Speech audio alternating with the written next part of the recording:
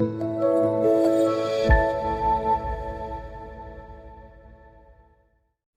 paz do Senhor, irmãos, tudo bem? Mais um vídeo aí pro canal. E essa noite eu queria deixar um assunto muito importante. Eu até fiz uma postagem no Facebook quase agora, mas de repente algum dos irmãos tem uma opinião diferente, mas eu quero fazer você pensar nessa noite. E essa mensagem tem o título: O que o Evangelho tem a ver com o seu e o meu problema? Esta é uma pergunta que eu quero deixar para você e o estudo que eu quero falar nessa noite. Então vamos entender que no decorrer desses anos, muitas coisas elas foram se misturando com o Evangelho. E o Evangelho verdadeiro foi perdendo a sua raiz, né? Nós acabamos perdendo o que realmente é o significado do Evangelho, né? O porquê, o que é o Evangelho. Então eu queria que você parasse um tempinho aí para você ver, para você acompanhar comigo alguns textos que eu vou te falar e essa mensagem, tá certo? O que o Evangelho tem a ver com os nossos problemas. Talvez porque nós vimos, Jesus vindo e Ele curando, fazendo tantos milagres, tantas maravilhas. Então o Evangelho ele tem trazido, de repente, essa visão. Mas eu quero chamar sua atenção nessa noite para uma coisa que às vezes ninguém fala na igreja, né? Então, os milagres de Jesus foram milagres messiânicos. Mas o que isso quer dizer, né? Milagres messiânicos? Na verdade, todos os milagres que Jesus fez e a forma como ele foi morto, a forma como ele entrou ali em cima daquela filha de jumenta, né? O local de onde ele veio, tudo isso foi profetizado no Velho Testamento, né? Quando Deus ele quis nos dar uma indicação, não a nós, mas aquele povo onde Jesus ele se manifestou. Então ele quis dar uma manifestação de como seria, como aquele povo iria identificar o Messias quando ele viesse. Então, tudo aquilo que Jesus fez foi messiânico, foram milagres e sinais messiânicos para que aquele povo daquela época pudesse saber que ele era o Cristo, né? Até uma passagem ele fala assim: vós cuidais que nas Escrituras tende a vida eterna, né? E são estas mesmas Escrituras que testificam de mim. Então o que ele estava falando? Olha, já que vocês acreditam que nas Escrituras está a vida eterna, procurem lá, porque lá está falando de mim. Lá está falando de onde eu viria. Lá está falando como que eu iria nascer. E lá está falando o que eu iria fazer. Ele quis dizer o quê? Tudo no Velho Testamento que aponta para a vinda do Messias estava ali relacionado. Que é justamente para aquele povo olhar e falar: poxa, estava escrito que ia acontecer isso. E realmente aconteceu. Está escrito que o Cristo ia entrar ali na cidade de Jerusalém em cima de uma filha de jumenta. Está escrito que o Filho de Deus, o Cristo, ele iria curar pessoas, né? Ele ia trazer conforto, ele iria mudar, aquele quadro que eles estavam ali, aquele pensamento errado. Mas, infelizmente, muitas igrejas tomando esta palavra que Jesus curou, e curou realmente, ressuscitou pessoas realmente, trazem para nós que hoje é a mesma forma, que Jesus ainda continua fazendo todos esses sinais. Ele faz? É claro que ele faz. Mas para isso tem que haver uma necessidade, Então eu quero puxar aqui três situações que às vezes nós achamos que Deus é obrigado a entrar. A partir do momento que nós aceitamos ao Senhor Jesus na igreja, começamos a caminhar na igreja, nós achamos que todos os nossos problemas estão resolvidos. Às vezes eu passo nas praças, eu vejo evangelizações e o que eu ouço é: venha para Jesus e pare de sofrer, Venha para Jesus que seu casamento será restaurado. Venha para Jesus porque você vai ser cabeça na sua empresa. Olha que interessante. E esse não é o evangelho que eu e você conhecemos e o que está na Bíblia, né? Então vamos ver lá. Então às vezes a pessoa vem para o Senhor Jesus e ela quer um emprego bom. Só que estudar, né? Estudar é uma coisa que nós temos que fazer. Nós temos que estudar para alcançar uma boa qualificação, fazer uma faculdade, fazer vários cursos, para que ao chegar no emprego, quando você escrever ali o seu currículo, você possa colocar suas qualificações. E aí diante de 30, 40 pessoas, que às vezes tem só o primeiro grau e você tem o segundo grau, você tem a faculdade, você tem um curso e mais cursos, quem vai ser selecionado? Você. Entendeu? Cabe a você o emprego aí fora.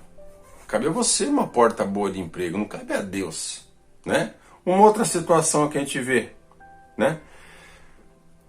Casamento, né? Isso na igreja é complicado.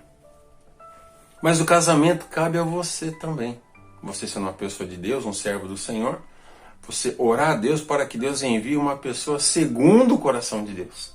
Uma serva do Senhor, né? Muito crente casa com uma pessoa que é ímpia, uma pessoa que não conhece a Deus, e aí quer que Deus mude a cabeça da pessoa. Esquecendo-se do livre-arbítrio, né? Cada um tem livre-arbítrio, ninguém é obrigado. Jesus falou, olha, aquele que quer me seguir, toma a sua cruz de cada dia e segue. Ninguém é obrigado a seguir o Senhor. Tá certo? Lá no livro de Gênesis, quando Deus ele chega e fala para Adão e Eva, olha, de toda árvore vocês podem comer, tá certo? Menos da árvore do conhecimento, né? Do bem e do mal, porque certamente morrereis. O que Deus fez ali? Ele deu livre-arbítrio. Olha, tá aí as árvores, não coma daquela. Então o livre-arbítrio do homem está aí, né? Outra situação, quero chamar a sua atenção aqui, a sua saúde. Às vezes, né? Vivemos uma vida bagunçada, come o que quer, bebe o que quer, né? Muitos ainda usaram cigarros, etc. Aí vem para a igreja, aceita o Senhor, e por conta disso não quer ter uma pressão alta, não quer ter, né, diabetes, não quer ter uma situação no pulmão, às vezes, né, problema respiratório, etc. Esquecendo que cabe a nós uma alimentação boa, cabe a nós uma prática de educação física, não cabe a Deus, né? Então o que nós temos que entender? Aquilo que cabe a nós, Deus não irá fazer, entendeu? Isso que é interessante. Deus não é o nosso médico particular, né? Deus não é o nosso agente de emprego, que a gente toda hora está pedindo para ele, e Deus não vai colocar uma mordaça na boca da sua esposa ou do seu esposo para que o seu casamento vá bem, para que não haja briga, para que não haja ira, dissensão, facção. Isso são obras da carne. Cabe a você e a sua esposa sentar como servos do Senhor e vigiar, começar a repudiar essas situações dentro do relacionamento. Deus não vai descer do céu, sentar na frente de vocês dois e ler Gálatas 5,19, as obras da carne, e falar, vocês estão cometendo as obras da carne. É por isso que o casamento não está indo bem. Entendeu? Então tem coisas que nós que temos que fazer. Aí vamos lá. Então você está falando que Deus não cura? Claro que Deus cura, né? Só que nós temos que entender que Deus ele pode curar de um câncer. Ele pode, de repente, fazer uma pressão alta sumir. Ele pode fazer uma diabetes sumir, né? Mas tudo tem um propósito de Deus. É isso que às vezes a igreja não entende. Nós não entendemos. Há um propósito. Vamos dizer que Deus, você se converteu ali, aceitou o Senhor aos seus 40 anos de idade, e de repente Deus quer que você chegue aos 60, porque Deus tem várias obras para você fazer. Quer te enviar a vários locais para pregar, né? Várias vidas levar o Evangelho, consolar, cuidar de várias vidas. Só que Deus sabe que a sua condição, né, do seu corpo, você vai chegar no máximo a 45, 50 anos. Você não vai conseguir chegar a 60 anos. É aí onde entra o milagre de Deus. É aí onde entra a providência, o livramento do câncer, o livramento da AIDS, o livramento do Covid-19 que nós estamos vendo agora aí, né? É aí que entra a restauração completa da nossa vida, nosso corpo. Porque Deus tem um plano.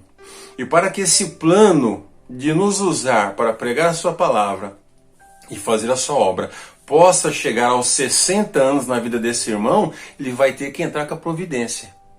Só que cada pessoa Deus lida de uma forma. Um é 60, outro é 70. Um Deus vai aumentar, outros não. Então nós temos que ter essa consciência. Não estou falando que Deus não faz. Deus continua fazendo. Ele é o mesmo ontem, hoje e eternamente. Só que Deus é um Deus de propósito. Deus não é igual o crente que fica dando tiro para ver se acerta. Quando Deus atira, ele acerta o alvo. Porque o alvo dele é resgatar e salvar vidas. Deus não abre um negócio igual o irmãozinho, sem orar a Deus, e pede para Deus abençoar, sendo que aquele negócio não tem propósito e objetivo nenhum para Deus. Temos que entender isso daí. Entendeu? Então eu quero passar mais uma situação aqui, né? Olha só o que a Bíblia nos diz, dentro desse contexto. Olha só o que Deus nos diz aqui.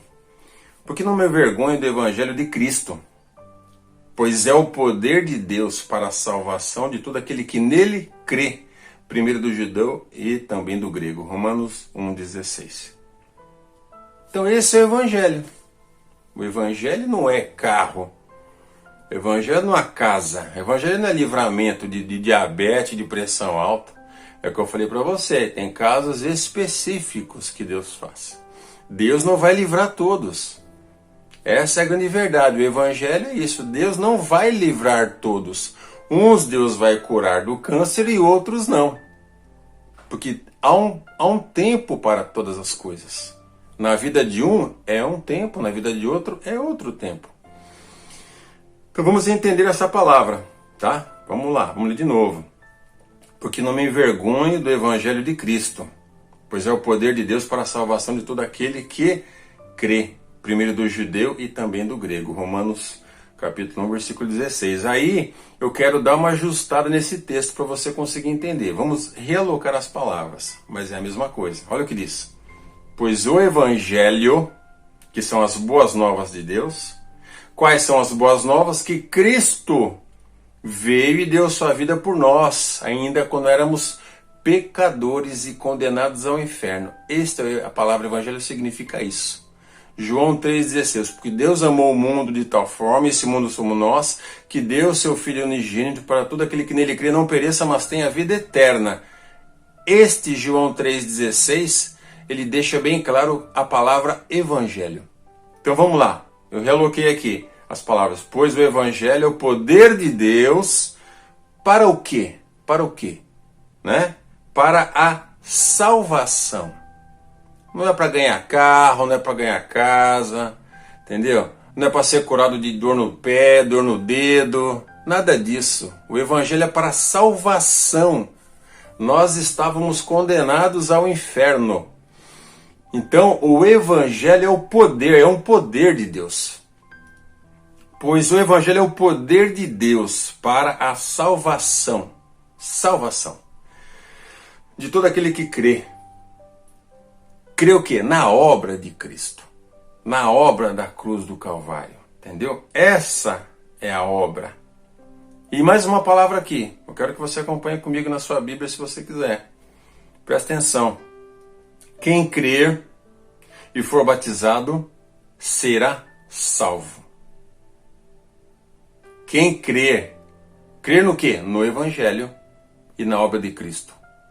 E for batizado será salvo. Não é será rico, não é será empresário, não é será famoso, não é será milionário, será o magnata das empresas, nada disso. Será salvo. Mas quem não crer será condenado. Marcos capítulo 16, versículo 15 e 16. Mais uma palavra aqui que eu quero que você preste atenção. Então abriu-lhes o entendimento para compreender as Escrituras.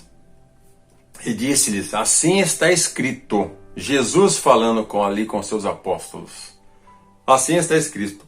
E assim convinha que o Cristo padecesse, ou seja, padecesse as aflições e a morte, e ao terceiro dia ressuscitasse dentre os mortos. E em seu nome, em nome de Jesus, se pregasse o arrependimento e a remissão dos pecados e o perdão dos pecados em todas as nações, começando por Jerusalém. E destas coisas sois vós, somos nós testemunhas. Lucas capítulo 24, versículo 45 ao 48. Então eu quero realocar as palavras novamente. Vamos lá, desse texto eu acabei de ler. Então o evangelho é se arrepender para o perdão dos pecados, para assim sermos salvos. Este é o Evangelho. O Evangelho é isso. O Evangelho é uma coisa simples. A palavra de Deus é muito simples. Ela não tem enrolação, ela não tem esse monte de coisa que o pessoal fica inventando, querendo te levar para lá, para cá, que sem um sacrifício não vai, entendeu? Isso é tudo baboseira, isso não está na Bíblia. Isso é tudo enrolação. Mais um texto aqui, que eu quero que você acompanhe. E depois que João foi entregue à prisão, veio Jesus para Galiléia, pregando o quê? O evangelho do reino de Deus. E dizendo, o tempo está cumprido e o reino de Deus está próximo. Arrependei-vos e crede no evangelho. Marcos capítulo 1, versículo 14 e 15. Arrependei-vos e credes no evangelho. Crede no evangelho. Mais uma palavra. Porque qualquer que quiser salvar a sua vida, perdê-la-á. Mas qualquer que perder a sua vida por amor de mim e do evangelho, esse se salvará. Marcos capítulo 8, versículo 35. Então, o evangelho não é barganha. O evangelho não é entregar nada no altar. O evangelho não é tomar lá da cá. O evangelho não te oferece nenhuma cura maravilhosa, fantástica, nenhum cara que aceita Jesus, ele vira empresário e ganha, de repente compra 3, 4 carros, como eu estou cansado de ouvir quando eu ligo o rádio e vejo televisão, que o cara montou uma empresa, ficou milionário, que ele ganhava 1.500, aí ele entregou não sei quanto no altar, e no outro mês já deu 150 mil, aí ele entregou no altar de novo, no outro mês deu 400 mil. Isso é uma vergonha, isso é uma mentira. O evangelho não é isso, é nojento. A gente não tem que dar ouvido para um negócio desse. Isso não está escrito na Bíblia. A palavra de Deus diz que se nós tivermos o que comer e que nos vestir, estejamos com isso satisfeitos. Por que esses cidadãos que falam isso não leem esta palavra? Porque não é interessante. Né? Tem outra passagem ainda, o camarada ele montou um celeiro e encheu vários celeiros ali e ele falou, bom, agora sim, agora eu estou tranquilo. E aí Deus vem e fala, louco, o que você vai apresentar quando Deus te pedir a sua alma? O jovem rico chegou diante do Senhor e falou, Senhor, eu tenho obedecido a tua palavra, né? Na verdade, o jovem rico, ele queria que todo mundo aplaudisse ele diante de Jesus. Ele chegou simplesmente para deixar mais inchada a carne dele, né? Porque ele queria glória, ele queria que Jesus falasse, nossa, você, olha, parabéns, hein? Você vai para o céu, você está no caminho certo. E aí, Jesus, como conhecia a intenção do coração dele, ele falou, então, você sabe o que tem que ser feito, né? É os mandamentos. E aí o bonitão, Senhor, eu tenho feito tudo, então eu sou o cara. Né? Fala pra mim, fala que eu tô no caminho certo, pro pessoal aqui de repente bater palma, falar, nossa, esse cara realmente tá certo. Só que Jesus, conhecendo o coração dele, que ele era um ganancioso, o coração dele, o amor dele estava no dinheiro, Jesus olha para ele e fala, beleza então, só te falta uma coisa, já que você guarda todos os mandamentos, né? Pega o que você tem, que você é uma pessoa rica, e dá aos pobres e me siga. E aí aquele jovem rico, ele de repente se assombra. Ele fala, o quê? Eu dar o meu dinheiro? Não. Entendeu? Ele revela, na verdade, ele confirma, na verdade, a revelação que Jesus falou. Jesus sabia que o amor dele estava no dinheiro. E aí, qual que é a ação dele? Se revelou. Realmente o amor dele estava no dinheiro. Não que Deus quer que você pegue os seus bens e dê aos pobres e fique pobre, não. O que Jesus quis dizer é que ele conhecia o jovem rico pela sua onisciência e onipresença. E aí Jesus sabia que o coração dele estava no dinheiro, ele era um homem ganancioso. Então o que Deus quer é que nós não sejamos gananciosos. É isso que ele quis dizer ali com o jovem rico. E eu quero te falar mais uma palavra aqui, ó. Leia comigo aí. E Jesus respondendo disse: em verdade vos digo que ninguém há que tenha deixado casa, ou irmãos, ou irmãs, ou pai, ou mãe, ou mulher, ou filhos, ou campos, por amor de mim e do Evangelho, que não alcance a graça do Senhor. Olha que tremendo. Marcos 10, 29. Mais um texto. Acompanhe comigo. Mas importa que o Evangelho seja primeiramente pregado entre todas as nações. O Evangelho seja pregado em todas as nações. Marcos capítulo 13, versículo 10. Mais um texto. Ele, porém, lhes disse: também é necessário que eu anuncie a outras cidades o quê? O Evangelho do Reino de Deus. Porque para isso foi enviado. Jesus falando. Lucas capítulo 4, versículo 43. E tem mais.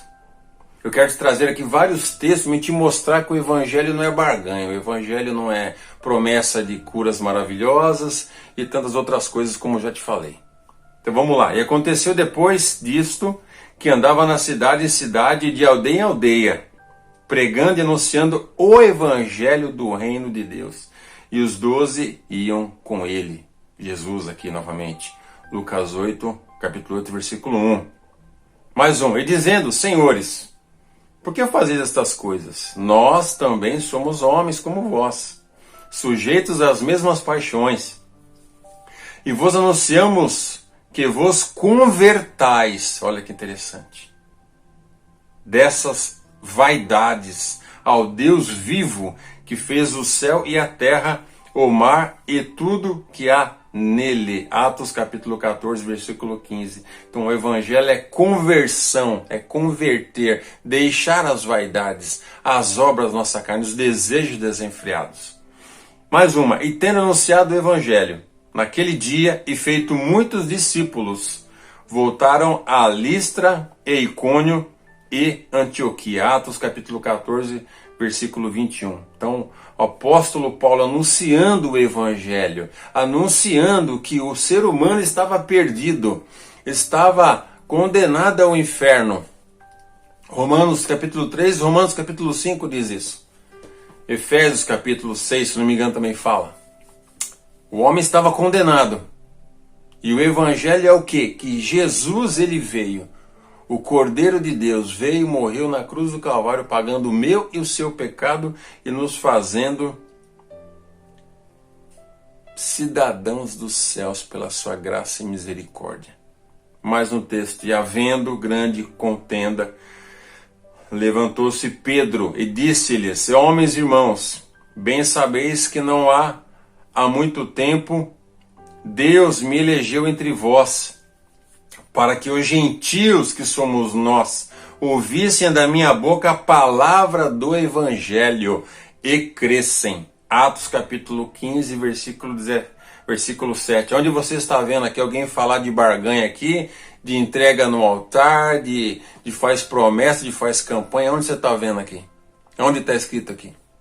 E vamos para mais um texto aqui. E logo depois dessa visão, procuramos partir a Macedônia, concluindo que o Senhor nos chamava, para lhes anunciarmos o Evangelho. Atos capítulo 16, versículo 10. Mais um.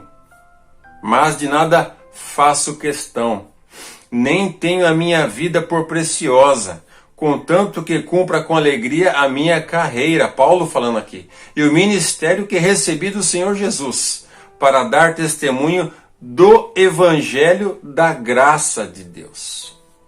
Então a graça de Deus é o Evangelho. Somente Deus poderia nos dar a salvação. Somente Deus, não há outro. Ninguém poderia morrer, não ia resolver nada. Tinha que ser o Cordeiro Santo de Deus. Mais um texto, Paulo, servo de Jesus Cristo, chamado para o apostolado, separado para o Evangelho de Deus. Romanos 1:1. Olha que interessante. Mais um texto. No dia em que Deus há de julgar os segredos dos homens por Jesus Cristo, segundo o meu Evangelho. Romanos capítulo 2, versículo 16. Então o Evangelho é a palavra da salvação.